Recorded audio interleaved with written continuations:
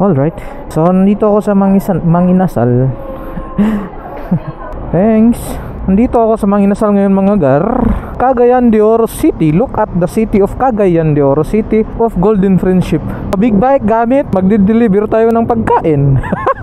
Under construction yung mga nasa gitna ng Divisoria ngayon men. Ito yung Divisoria namin dito sa Cagayan de Oro. Pinapaganda pa nila, di ba?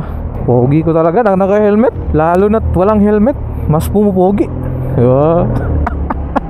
Ang mangyayari ngayon mga boss, kasi naka-sports bike tayo. So may bitbit tayo. Saan natin ito ilalagay? Dito lang yan men, no? 1 2 Oh, naku po, mukhang 50-50 to ah. Hirap talaga pag sports bike men. So alam niyo na yung mga naka-sports bike dyan, tapos may biglaang pinapabili, yon. So ito yung kinakabahan ko ngayon men.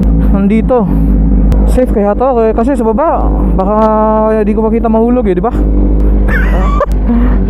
Oh. Tara.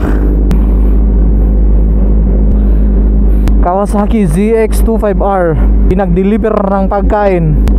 Bless me Lord, I save to me.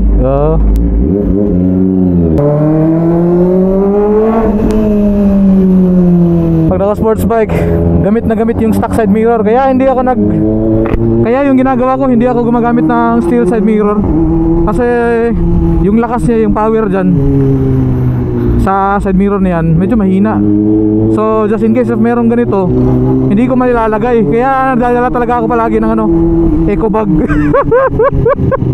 Ganyan lang yan, diskarte yan. As long as hindi mahulog yung mga pagkain natin dyan men.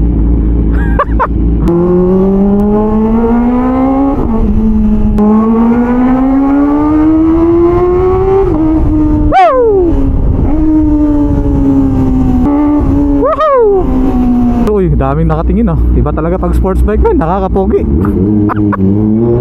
Ito na yung Kogan Market dito sa Cagayan de Oro City.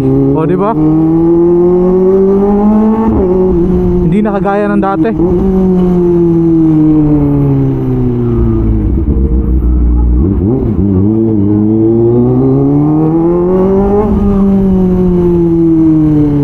Okay pa ba kayo dyan? Okay pa yung Manginasal men.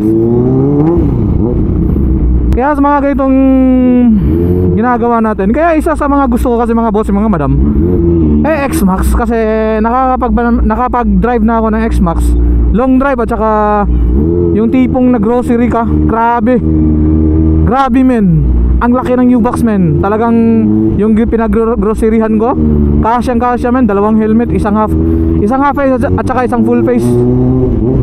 Kaya gusto ko talaga bumili ng X-Max. Siguro, basta may mga plano ako na hindi natin pwede sabi kasi baka para hindi mausog ba. Yung sabi nila na na move silently, para hindi mausog yung mga plano natin.